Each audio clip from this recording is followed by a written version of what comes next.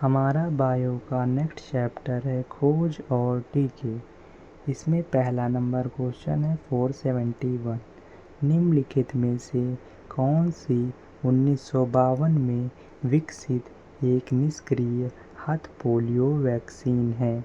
तो Salk vaccine निष्क्रिय polio vaccine है। साल्क वैक्सीन जोनास साल्क द्वारा विकसित निष्क्रिय पोलियो वैक्सीन IPV और अल्बर्ट सबीन द्वारा विकसित oral polio vaccine OPV polio myelitis एक अत्यधिक संक्रामक वायरल रोग है जो मुंह के माध्यम से शरीर में प्रवेश करती है। तंत्रिका तंत्र पर आक्रमण करने से पहले हाथ में बढ़ता है। इमवेनेक्स वैक्सीन का उपयोग चेचक से बचाव के लिए किया जाता है। HDCV human diploid cell vaccine एक रेबीज वैक्सीन है। TAB vaccine typhoid paratyphoid A और B का उपयोग टाइफाइड के उपचार के लिए किया जाता है। भोजन में सूक्ष्म जीवों की वृद्धि को रोकने के लिए उसका तापमान बढ़ाकर भोजन की गुणवत्ता को बनाए रखने की तकनीक किसने विकसित की थी? तो ये विकसित की थी लुई पाश्चर। वे एक फ्रांसीसी जीव विज्ञानी थे जिन्हें प्रायः आधुनिक सूक्ष्म जीव विज्ञान का जनक माना जाता है। वैज्ञानिक और उनकी खोजें एंटोइन वैन लीeuwenhoek, सूक्ष्मजीव विज्ञान चार्ल्स डार्विन, विकास का सिद्धांत रॉबर्ट कोच, क्षय रोग या तपेदिक के जीवाणु, बारबरा मैकक्लिंटॉक, जंपिंग जीन, वाटसन और क्रिक ने DNA संरचना दी। 1674 में किसने शैवाल स्पायरोगैरा का वर्णन किया और चर जीवों का नाम एनिमल्क्यूलस रखा जिसका अर्थ है छोटे जानवर? तो ये एंटोनियो वॉन लीeuwenhoek ने रखा था।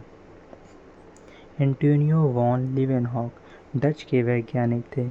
इन्होंने सबसे पहले सूक्ष्म जीवों की खोज की और उनका वर्णन किया जिसमें प्रोटिस्टा और बैक्टीरिया शामिल थे जिन्हें उन्होंने एनिमल्क्यूलस के रूप में वर्णित किया।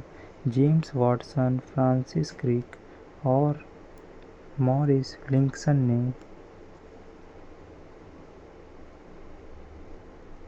DNA की आणविक संरचना की खोज की थी।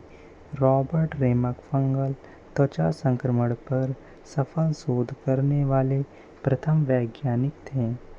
निम्नलिखित में से किसकी खोज G. N. रामचंद्रन ने की थी? कोलेजन की तिहरी कुंडलित संरचना की खोज N. रामचंद्रन ने की थी। कोलेजन की तिहरी कुंडलित संरचना G. N. रामचंद्रन एक भारतीय भौतिक वैज्ञानिक हैं जो अपने कार्य के लिए प्रसिद्ध हैं जिसके परिणामस्वरूप रामचंद्रन प्लॉट का निर्माण हुआ जो पेप्टाइड संरचना को समझने में सहायता करता है। कोलेजन की तिहरी कुंडलित एक दाएं हाथ की सुपर कॉइल संरचना 3 समांतर अल्फा चेन से मिलकर बनी है जिनमें से प्रत्येक पॉलीप्रोलाइन सेकेंड कुंडलित संरचना को अपनाती है। किस वर्ष के आसपास रॉबर्ट ब्राउन ने एक लेख प्रस्तुत किया था जिसमें पादप कोशिकाओं में केंद्रक की उपस्थिति पर प्रकाश डाला गया था? तो 1830 में 1830 में। कोशिका का केंद्रक सर्वप्रथम 1804 में फ्रॉज बाउर द्वारा वर्णित किया गया था और 1831 में स्कॉटिश वनस्पति शास्त्री रॉबर्ट ब्राउन द्वारा लंदन की लिनियन सोसाइटी में एक व्याख्यान में अधिक विस्तार से वर्णित किया गया था। प्रोटीन की संरचना की व्याख्या किसने की थी? तो पॉलिंग और कोरी ने की थी प्रोटीन की संरचना की व्याख्या। लिनस पॉलिंग और रॉबर्ट कोरी ने 1951 में प्रोटीन की अल्फा हेलिक्स और बीटा शीट की द्वितीयक संरचनाओं का प्रस्ताव रखा था। पॉलिंग को प्रोटीन की संरचना पर उनके कार्य के लिए 1954 में रसायन विज्ञान में नोबेल पुरस्कार से सम्मानित किया गया था। 1873 में ब्लैक रिएक्शन टेक्निक से रंगे स्टेन्ड तंत्रिका ऊतक नर्व टिश्यू की पहली तस्वीर किसने प्रकाशित की, जिसमें संपूर्ण तंत्रिका कोशिका का वर्णन किया गया था, जिसकी पहली तस्वीर कैमिलो गोल्गी एक इटालियन चिकित्सक और वैज्ञानिक ने की थी। वैज्ञानिक और उनके खोज गुंटर ब्लोबेल प्रोटीन में संकेत होते हैं जो कोशिका में उनकी गति और स्थिति को नियंत्रित करते हैं। विलियम हार्वे ने हृदय का कार्य और रक्त परिसंचरण तंत्र की खोज की। पॉली एरलिच ने सिफिलिस का प्रभावी उपचार खोजा। बैरी मार्शल और रॉबिन वॉरन ने किस बैक्टीरिया की खोज की थी जो मानव पेट में निवास करता है और लंबे समय तक पेट के ऊपरी हिस्से में छाले, क्रोनिक सुपरफिशियल गैस्ट्रिटिस अल्सर का कारण बनता है। हेलिकोबैक्टर पाइलोरी बैक्टीरिया की खोज की थी। कैम्पाइलोबैक्टर जेजुनी बैक्टीरिया प्राकृतिक रूप से मुर्गी, मवेशी, सूअर, कृंतक, जंगली पक्षियों और बिल्लियों और कुत्तों जैसे घरेलू पालतू जानवरों के आंतों में पाए जाते हैं। नेइसेरिया गोनोरहोई महिलाओं में गर्भाशय और फैलोपियन ट्यूब सहित प्रजनन पथ के श्लेष्म झिल्ली को संक्रमित करता है। एंटमीबा हिस्टोलिका को एक रोगजनक अमीबा के रूप में अच्छी तरह से जाना जाता है जो आंतों के संक्रमण से जुड़ा होता है। किस कोशिका वैज्ञानिक ने 1960 के दशक में विभिन्न प्रकार की कोशिकाओं में प्रोटीन प्रसंस्करण और छँटाई में एंडोप्लाज्मिक रेटिकुलम की भूमिका की व्याख्या की? तो जॉर्ज ई. पैलाडे ने की थी एंडोप्लाज्मिक रेटिकुलम की व्याख्या। जॉर्ज ई. पैलाडे ने एंडोप्लाज्मिक रेटिकुलम पर अपने कार्य के लिए फिजियोलॉजी या मेडिसिन में 1974 में नोबेल पुरस्कार प्राप्त किया। Rolf M. स्टीनमैन एक चिकित्सक और प्रतिरक्षा विज्ञानी थे जिन्होंने 1973 में डेंड्राइटिक कोशिकाओं की खोज के लिए फिजियोलॉजी या मेडिसिन में 2011 में नोबेल पुरस्कार जीता था। नेटी स्टीवंस एक अमेरिकी जीव विज्ञानी थे जिन्होंने 1905 में सेक्स क्रोमोसोम की खोज की थी। नेटी स्टीवंस ने निम्नलिखित शख्सियतों में से कौन एक प्रसिद्ध भारतीय पादप क्रिया विज्ञानी, प्लांट फिजियोलॉजिस्ट और भौतिक विज्ञानी हैं? तो ये जे.सी. बोस हैं। भारतीय पादप शरीर क्रिया विज्ञानी के जनक ने पौधों की वृद्धि को मापने के लिए क्रेस्कोग्राफ का आविष्कार किया। सी.वी. रमन को रमन प्रभाव की खोज के लिए 1930 में भौतिकी में नोबेल पुरस्कार से सम्मानित किया गया। सी.एन.आर. राव एक भारतीय रसायनज्ञ, इन्हें 2014 में भारत रत्न से सम्मानित किया गया था। जी.आर.डी. टाटा भारतीय नागरिक उड्डयन के जनक, भारत में पायलट लाइसेंस पाने वाले प्रथम व्यक्ति थे। रुडोल्फ लुडविग कार्लविच ने किस वर्ष अपना प्रसिद्ध सूत्र ओमिनस सेलुला प्रतिपादित किया, जो कोशिका सिद्धांत की नींव का हिस्सा बना? 1855 में। कोशिका की खोज सर्वप्रथम 1665 में रॉबर्ट हुक ने की थी। कोशिका सिद्धांत का प्रतिपादन 1839 में थियोडोर शॉन द्वारा किया गया था। ई. गोल्टर और एफ. ग्रेंडेल ने किस वर्ष में वसा लिपिड के सतह क्षेत्रफल की जांच करके एक बड़ी सफलता हासिल की और निष्कर्ष निकाला कि कोशिकाओं को घेर रही वसा सतह 2 परतों वाली होनी चाहिए? 1925 में। लिपिड वसा ये ऐसे अणु हैं जिनमें हाइड्रोकार्बन होते हैं और जीवित कोशिकाओं की संरचना और कार्य के निर्माण खंड बनाते हैं। उदाहरण वसा, तेल, मोम। कुछ विटामिन जैसे ए, डी, ई के और के, हार्मोन और अधिकांश कोशिका झिल्ली जो प्रोटीन से बनी होती है। जो हिनजियो नाम के एक अमेरिकी कोशिका आनुवंशिकी वैज्ञानिक ने किस वर्ष में एक शोध प्रकाशित किया जिसमें 2n=16 को मानव गुणसूत्रों की सटीक संख्या के रूप में परिभाषित किया गया? तो 1956 में जो हिनजियो ने ये बताया था। वे वंशानुगत गुणों के लिए जिम्मेदार होते हैं और माता पिता से संतानों में एक पीढ़ी से दूसरी पीढ़ी में स्थानांतरित होते हैं। इन गुणसूत्रों के 22 जोड़े को ऑटोसोम पुरुषों और महिलाओं में समान कहा जाता है। गुणसूत्रों की 23वीं जोड़ी को सेक्स क्रोमोसोम कहा जाता है और वे लिंगों के बीच भिन्न होते हैं। नरों में XY जबकि मादाओं में XX।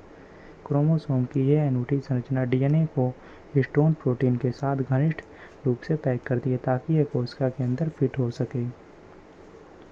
वॉल्थर फ्लेमिंग ने किस वर्ष में कोशिका के केंद्रक में पाए जाने वाले रंगीन पदार्थ के लिए क्रोमैटिन शब्द प्रतिपादित किया था? तो 1879 में क्रोमैटिन शब्द फ्लेमिंग ने प्रतिपादित किया था। क्रोमैटिन क्रोमोसोम में डीएनए और प्रोटीन से बना एक पदार्थ है जिसमें हिस्टोन होते हैं जो डीएनए को कोशिका केंद्रक में फिट करने के लिए संकुचित करने में मदद करते हैं। निम्नलिखित में से कौन सा पारिस्थितिकीविद 1896 में इंडियाना ड्यून्स में पादपों के जीवन का अध्ययन करने के लिए प्रसिद्ध है? तो हेनरी चैंडलर काउल्स।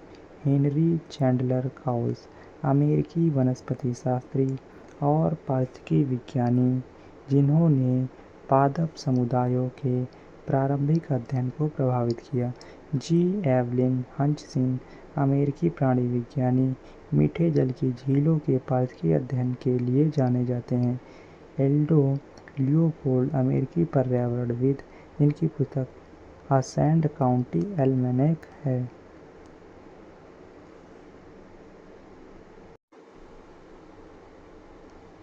निम्नलिखित में से किसे सामान्यतः ब्लड थिनर के नाम से जाना जाता है? स्कंदन रोधी को, एंटीकोगुलेंट्स को इस ब्लड थिनर के नाम से जाना जाता है। स्कंदन रोधी दवाएं जो रक्त के थक्कों को रोकने में मदद करती हैं। रोग प्रतिकारक एंटीबॉडीज शरीर की प्रतिरक्षा प्रणाली द्वारा उत्पादित प्रोटीन जब वे हानिकारक पदार्थों का पता लगाते हैं। इन्हें एंटीजन, बैक्टीरिया, कवक, परजीवी और वायरस कहा जाता है। पिंडन निरोधक एंटी-केकिंग अतिरिक्त नमी का अवशोषण या कोटिंग कणों द्वारा उन्हें अधिक जलरोधी बनाना। 1935 में निम्नलिखित में से किसने शैवाल की संरचना और उनके प्रजनन तंत्र की व्याख्या की थी? तो शैवाल की संरचना और उनके प्रजनन तंत्र की व्याख्या F.E. फ्रिज ने की थी। F.E. फ्रिज इन्होंने अपनी पुस्तक the structure and reproduction of the algae में शैवाल के वर्गीकरण की एक प्रणाली प्रस्तावित की। इन्होंने शैवालों को विभाजन की श्रेणी देकर उपचारित किया तथा इसे 11 वर्गों में विभाजित किया। इनके शैवाल का वर्गीकरण मुख्य रूप से रंग, द्रव्य, कशाभिका और आरक्षित खाद्य पदार्थों के गुणों पर आधारित है। पार्थसारथी अयंगार भारतीय फाइकोलॉजी के जनक हैं। पारिस्थितिकी तंत्र के माध्यम से ऊर्जा और पोषक तत्व कैसे प्रभावित होते हैं, इस बारे में किस पारिस्थितिकीविद के शोध ने क्रांतिकारी नई अंतर्दृष्टि प्रदान की? रेमंड लॉरेन लिंडमैन एक पारिस्थितिकीविद थे जिनके स्नातक शोध को पारिस्थितिकी तंत्र पारिस्थितिकी के क्षेत्र में एक मौलिक अध्ययन होने का श्रेय दिया जाता है, विशेष रूप से ट्रॉफिक गतिकी के विषय पर। 1857 में सबसे पहले प्रयोगात्मक रूप से किसने प्रदर्शित किया कि शर्करा से अल्कोहल बनाने के लिए यीस्ट उत्तरदायी है और सामान्य हवा में पाए जाने वाले दूषक सूक्ष्मजीव किण्वन के खट्टेपन का कारण बन सकते हैं? तो लुई पाश्चर ने बताया था। उन्होंने पाया कि सूक्ष्मजीव किण्वन और बीमारी का कारण बनते हैं पाश्चराइजेशन की प्रक्रिया और एंथ्रेक्स और रेबीज के टीके विकसित किए। अलेक्जेंडर फ्लेमिंग ने पेनिसिलिन की खोज की। फैनी हेसेस ने सबसे पहले बैक्टीरिया को बढ़ाने और अलग करने के लिए एक संस्कृति माध्यम के रूप में उपयोग का प्रस्ताव दिया था। बेजरिनक ने पहली बार पहचान की कि वायरस ऐसी संस्थाओं के पुनः उत्पन्न कर रहे हैं जो अन्य जीवों से बने हैं या अन्य जीवों से भिन्न हैं। कैमिलो गोल्गी को 1906 में तंत्रिका तंत्र की संरचना पर उनके काम के लिए नोबेल पुरस्कार किसके साथ संयुक्त रूप से मिला था? तो सैंटियागो रेमोनी कैज़ल के साथ मिला था। सैंटियागो रेमोनी कैज़ल एटोर मार्चियाफा मलेरिया के अपने अध्ययन के लिए जाना जाता है। सेसारे लैम्ब्रोसा अपराध विज्ञान का जैविक सिद्धांत दिया। 1838 में किसने पादप कोशिकाओं की संरचना और उत्पत्ति पर चर्चा करते हुए एक लेख प्रकाशित किया था? तो मैथियास स्लेडन ने प्रकाशित किया था। मैथियास स्लेडन और थियोडर स्वॉन ने कोशिका सिद्धांत की सह स्थापना की। 1838 में स्लेडन ने कोशिका को पौधों की संरचना की मूल इकाई के रूप में परिभाषित किया और एक वर्ष बाद स्वैन ने कोशिका को पशु संरचना की मूल इकाई के रूप में परिभाषित किया। 1972 में डैश ने संख्याओं का पिरामिड शब्द गढ़ा जो प्रत्येक कोषीय ट्रॉफिक स्तर में मौजूद व्यक्तियों जनसंख्या की कुल संख्या का प्रतिनिधित्व करता है। तो चार्ल्स एल्टन ने दिया था। यूजीन प्लेजेंट्स ओडम को पारिस्थितिकी तंत्र पारिस्थितिकी पर उनके अग्रणी कार्य के लिए जाना जाता है। एंसर्ट हेक्ले ने 1866 में जीवित रूपों की अर्थव्यवस्था का वर्णन करने के लिए पारिस्थितिकी शब्द प्रदान किया। टेंसले ने पारिस्थितिकी तंत्र शब्द को जैविक समुदाय और उसके भौतिक पर्यावरण के एकीकरण को पहचानने के लिए प्रदान किया। 1839 में जन इविजेलिस्टा पुरकिंजे को किस खोज के लिए जाना जाता है? तो पुरकिंजे को प्रोटोप्लाज्म शब्द प्रदान करने के लिए जाना जाता है। प्रोटोप्लाज्म शब्द प्रदान करने के लिए 1839 में डेविड रॉबर्टसन एक लिपिड बाइलेयर झिल्ली का प्रस्ताव रखा। 1879 में सैलामेंडर भ्रूण में कोशिका विभाजन किसने देखा? जहाँ कोशिकाएं निश्चित अंतराल पर विभाजित होती हैं। तो वॉल्टर फ्लेमिंग ने देखा। कोशिका आनुवंशिकी के अग्रदूत थे। विज्ञान का एक क्षेत्र जो माइक्रोस्कोप के तहत कोशिका नाभिक में संरचनाओं और प्रक्रियाओं का विश्लेषण करता है। उन्होंने पशु गुणसूत्रों की भी खोज की। अल्बर्ट वॉन कोलिकर को ऊतक विज्ञान में उनके योगदान के लिए पशु ऊतकों की सूक्ष्म संरचना का ज्ञान के लिए जाना जाता है। गर्थ एल निकोलसन ने कोशिका झिल्ली के लिए एक ऐतिहासिक वैज्ञानिक मॉडल बनाया जिसे फ्लूइड मोज़ेक मॉडल के रूप में जाना जाता है। रोडोल्फ विर्चो ने किस वर्ष सेलुलर पैथोलॉजी नामक एक निबंध प्रकाशित किया जिसमें उन्होंने प्रसिद्ध रूप से घोषित किया कि प्रत्येक कोशिका दूसरी कोशिका से उत्पन्न होती है? 1855 में रुडोल्फ विर्चो ने हड्डी और संयोजी ऊतक में कोशिकाओं को पाया और माइलिन जैसे पदार्थों का वर्णन किया। वह पल्मोनरी थ्रोम्बोएम्बोलिज्म के तंत्र की व्याख्या करने वाले प्रथम व्यक्ति भी थे। वह ल्यूकेमिया की पहचान करने वाले प्रथम व्यक्ति थे। बेसिल कैलमेट ग्वेरिन BCG के लिए एक टीका है। ये टीबी के लिए एक टीका है। वैक्सीन की खोज लियोन कैलमेट और कैमिलो ग्वेरिन ने की थी। यह माइक्रोबैक्टीरिया ट्यूबरकुलोसिस नामक जीवाणु के कारण होता है। प्लेग एक संक्रामक रोग है जो जानवरों और मनुष्यों को प्रभावित करता है। यह जीवाणु येरसिनिया पेस्टिस के कारण होता है।